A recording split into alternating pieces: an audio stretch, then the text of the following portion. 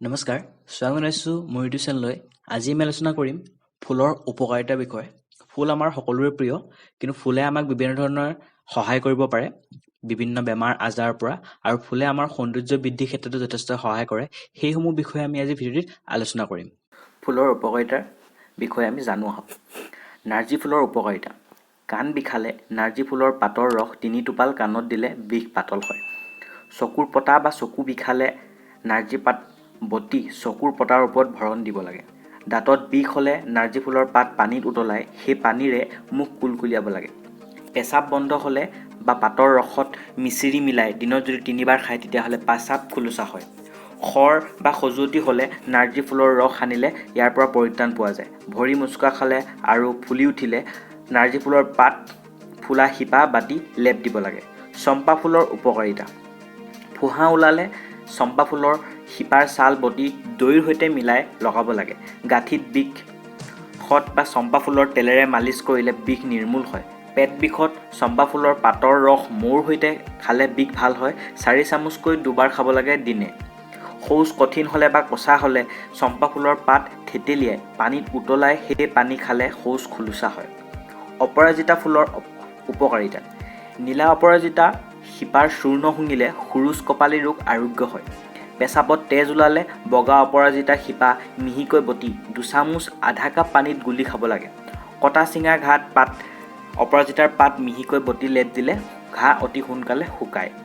কুকুৰে কামুৰিলে বগা অপৰাজিতাৰ শিপা ১.৫ ইঞ্চি মান পকা কলৰ ভিতৰত সুমুৱাই খালে খুব পেচাব হয় আৰু পেচাবত বিষবোৰ ওলাই যায়। ডিঙিৰ ভিতৰত ঘা হ'লে বগা অপৰাজিতা গৰু গাখীৰৰ ঘিত ভাজি খাব লাগে আৰু শিপাৰ ৰস আধা চামুচকৈ নিতৌ খাব লাগে। গৰমত খুব ঘাম ওলালে আৰু বেয়া দুৰ্গন্ধ ওলালে অপৰাজিতাৰ পাতৰ ৰস আৰু আদাৰ ৰস ২ চামুচকৈ মিলাই কিছুদিন খাব লাগে। তেতিয়া দুৰ্গন্ধ আৰু ঘামৰ পৰা পৰিত্ৰাণ পাব পৰা যায়। পদুম ফুলৰ উপকাৰিতা। মূৰত গৰম উঠিলে পদুমৰ শিপাৰ সৈতে নাৰিকল তেলত উতলাই ঠাণ্ডা হ'লে মূৰত সানিব লাগে। হৃদয় আৰু মস্তিষ্ক শক্তি কৰিবলৈ হ'লে শিপাৰ চূৰ্ণ নিতৌ এচামুচকৈ মিচিৰিৰ সৈতে মিলাই খাব লাগে।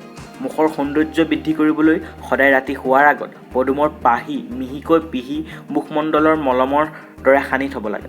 বমি হ'লে পদুমৰ গুটিৰ ৰস খালে বন্ধ হয়।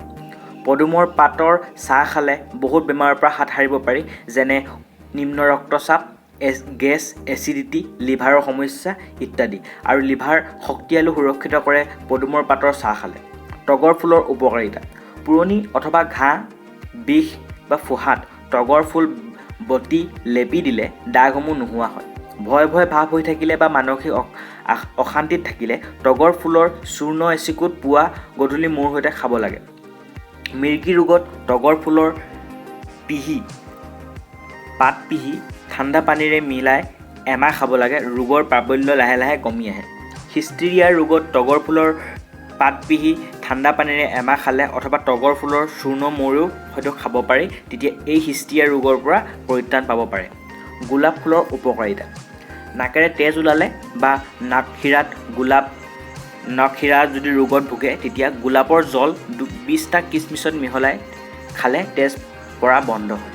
উঠ ফটা বা ক'লা পৰিলে গোলাপৰ পাহি পিহি তাত গ্লিচাৰিন মিহলাই নিতৌ ৩-৪ বাৰকৈ ওঠত লগাব লাগে। চকুৰ অসুখ হ'লে বা চকুৰ দৃষ্টিশক্তি বঢ়াবলৈ গোলাপৰ ৰস ২ টোপালকৈ পুৱা সন্ধিয়া চকুৰ কোণত দিব লাগে। শৰীৰৰ দুৰ্গন্ধ বা দুৰ্গন্ধযুক্ত ঘাম ওলালে ১ বাল্টি পানীত ১০০ গ্ৰাম গোলাপ ফুল আৰু এটা নেমু চেপি সেই পানীৰে গা ধুলে শৰীৰৰ দুৰ্গন্ধ নাইকিয়া হয়। ৰাতি টোপনি নহা অনিদ্ৰা ৰোগত পানীত গোলাপ জল মিলাই গা ধুব লাগে আৰু গাৰুত গোলাপৰ সুগন্ধি ছটিয়াই শুব লাগে, তেতিয়া নিদ্ৰা ভাল হয়। দাঁতেৰে তেজ পুজ ওলোৱা, মুখেৰে দুৰ্গন্ধ ওলোৱা ৰোগত গোলপীয়া ৰঙৰ গোলাপৰ পাহি মুখেৰে চোবাই থাকিব লাগে।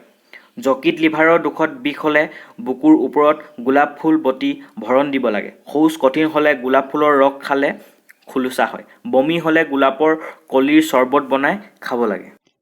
আমি আজি আলোচনা কৰিলোঁ ফুলসমূহৰ উপকাৰিতাসমূহৰ বিষয়ে। ফুলে আমাক কেনেদৰে দৈনন্দিন জীৱনত উপকাৰ কৰিব পাৰে, আমাৰ বিভিন্ন ৰোগসমূহৰ পৰা পৰিত্ৰাণ পাবৰ বাবে কেনেকৈ আমি ফুলৰ সহায় ল'ব পাৰোঁ, সেই বিষয়ে আজি ভিডিঅ'টি আলোচনা কৰিলোঁ। যদি ভিডিঅ'টি চাই ভাল পালে তেতিয়াহ'লে লাইক আৰু শ্বেয়াৰ কৰিবলৈ নাপাহৰিব, আৰু যদি মোৰ চেনেলটোলৈ পোনপ্ৰথমবাৰৰ বাবে আহিছে তেনেহ'লে চেনেলটি ছাবস্ক্ৰাইব কৰিবলৈ নাপাহৰিব। ধন্যবাদ। জয় আই অসম।